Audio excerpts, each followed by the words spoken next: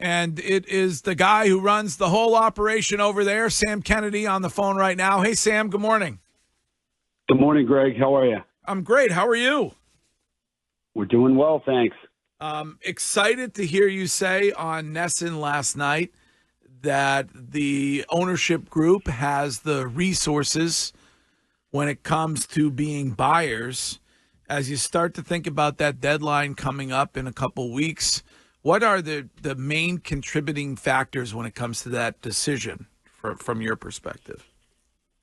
Well, look, it's mid-July. The team has been playing incredibly well. As you've seen, there's been improvement throughout the course of the year. We were sort of middling around 500 for a while, but we had a great June and off to a strong July. So we'll see what happens here over the next couple weeks with the trade deadline market. But really exciting. You wake up today, we're 6-7 games back in the division, and there's a lot of belief in that clubhouse. So we just gotta keep winning series. Got a big one tonight, and we got the Royals coming in, Dodgers, Rockies, Yankees before we get to that deadline. So hopefully we can keep attacking here and make it kind of an easy decision. But we'll see what happens. It's been really enjoyable to watch and really a credit to our baseball operation. They've done a great job. Reading into Alex Cora, which is what we do, it seems like he has been sort of alluding to the fact that he would like this team to be buyers. You said last night that he and Craig Breslow are on the same page and vibe is exciting. Are you getting that same feeling from Alex Cora? Yeah, I think Alex said it really well yesterday, as he typically does.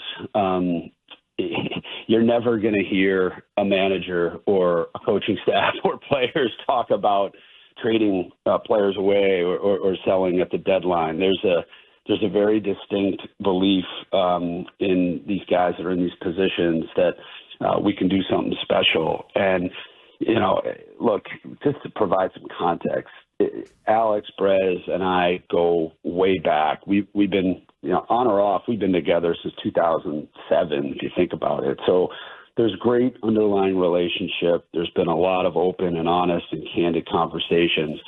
Those two jobs are very, very different. Obviously, my role is very different. Alex and the staff have to get these guys up every single day for the grind of 162, and that's exactly what they've done. Brez came in to run the whole operation. He's got to do what's right for the organization in the short term and the long term, and it's incredibly difficult. So they both recognize they've got different roles. Brez is the final decision maker on all baseball operations matters. We've been very clear about that internally, externally, and it's really been rewarding to see the two of them working so well together. I think we've got an elite operation, and hopefully we can keep it going. Going back as far as you do with Alex Cora, can you imagine him managing in a different uniform? No, Alex is he's just done an outstanding job this year and in other years, and really rewarding just to see what a good spot he's in as he keeps talking about personally and professionally, and it's been such an important part of this organization. So hopefully we'll keep things going here. Sam, you bring it up, and you're right. They had a great June, a great start to July. But you look at the last two seasons, and they were in similar positions at this point in the season, both years. And it felt like after the trade deadline, when there wasn't a lot of additions, that they kind of fell off. We've talked about it on this show, and I just want to know your thoughts. Is there a worry that if you don't add at the trade deadline, that you could have that fall off again this season? Yeah, Courtney, we worry about everything over here. I worry about everything. And I think Brez has been incredibly clear about his desire for how he sees his baseball operation, how he sees this roster, how he sees the short term, how he sees the long term. And he has been clear that he and his team will kind of pick a lane and be bold and be aggressive. And that's really been great and helpful and clarifying. So but you also, you never want to make any sort of public promises or bold declarative statements around specifics, because what I've seen in my time in baseball, going back to the early 1990s, is the trade deadline is a wacky, sort of crazy time with a lot of frenetic activity.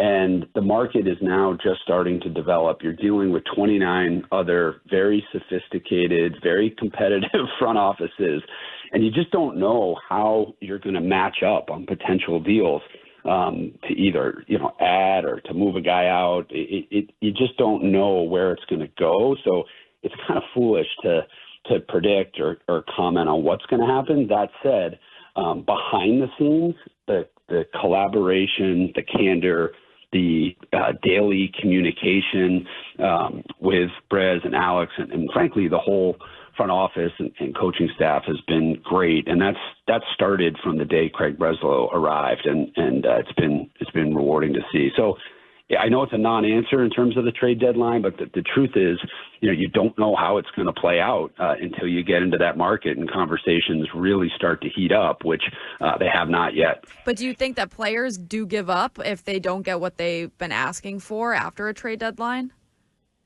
No, I don't think so. I think these guys are so competitive and they're wired one way. You want to see that competitive fire and that pride that they take. And look, you're seeing the result of a lot of hard work of a baseball operation this year. And you look at the all-star selections and Jaron and Tanner and Raffy. These are the best players in the game who are young, who are athletic, who are hungry. They're fearless too. I mean, you saw what happened at Yankee Stadium.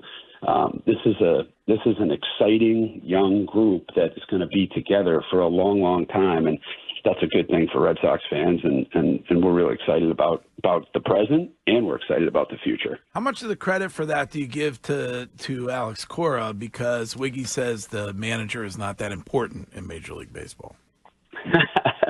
I give credit to everybody involved. I mean, it's the players obviously deserve a ton of the credit. Alex deserves a ton of the credit. Craig Breslow deserves a ton of the credit. So many of the changes and the results that you're seeing are a direct result of some new approaches and style and infrastructure work that he's done, the approach, the game planning. So it's been a real team effort, and so you've got to credit everybody in baseball operations. They've really done a great job. But again, we have a lot of work to do. It's mid-July. We're not, celebrating where we are in the standings by any stretch. It's been great to see the competitive nature of this team and a lot of hard work by a lot of people starting to show some results, which is rewarding. Sam, would it be fair to say that Craig Breslow has been given the go to go full throttle at the deadline? Any other questions, guys? I got a question. I got a question, Sam. You guys have been playing well. Alex got them, has got this team doing a great job of playing. And if you were or are to add, you guys are always constantly watching the development of the team and what areas you need to get better at. What areas do you feel like if you are to add that you might look and go, okay, we could use a little help here? And starting pitching, bullpen, are there specific areas that you look at and say, okay, we could potentially use a little help here if we do add? Yeah, I just from my time in the game and just being around for so long, for me, Wiggy, it's pitching. It just you just can never ever have enough. We've seen the Red Sox teams where we've had success over the last 23 years since I've been here. We've been able to. And when the game changes, when you get into the postseason, so hopefully that's where we're headed, and you really can never have enough pitching. So that's always a priority, and it's like welcome to the club. You want more pitching. Everybody wants more pitching, and it comes at such a premium at the trade deadline. So, but that's an area where you're always looking to try and add if at all possible. One more from me, Sam. In the past, the Fenway Sports Group has expressed interest in an NBA franchise. Are you interested in buying the Boston Celtics? Greg, I thought you were going to be the next owner of the Boston Celtics, given the tight relationship you have with Wick and all those courtside seats. I figured you'd step up. I would like it. Can you finance that over 10,000 years? If so, I could be interested.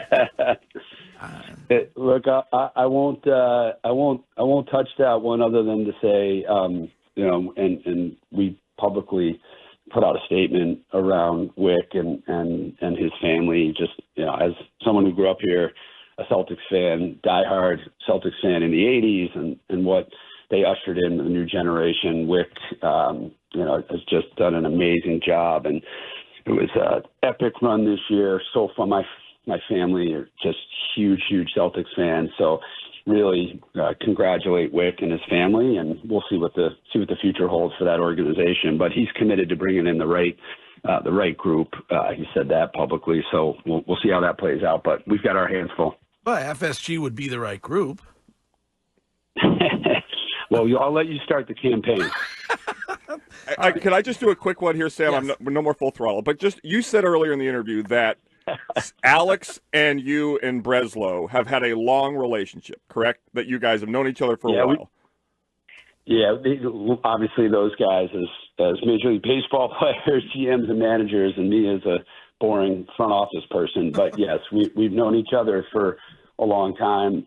Never worked together in the capacity that we're working together now, obviously, which is a totally new dynamic. But having a long-standing underlying relationship has been great for the new working relationship the last 6 months. It's been really good, really positive. And everything's been great the first half. The team's been great. Alex Cora's had a fresh attitude. He seems revitalized, energized, whatever you want to call it.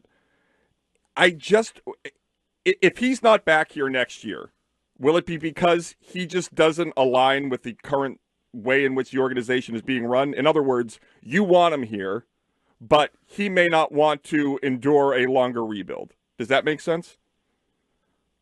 Yeah, Chris, not gonna speculate on situations about what may or may not happen next year. Like I said, we've three of us are on the exact same page and about not talking about that publicly. We committed that to each other when we came together last fall, and we're going to keep it that way.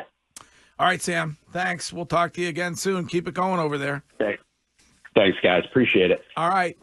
That is Sam Kennedy, the president of the Fenway Sports Group.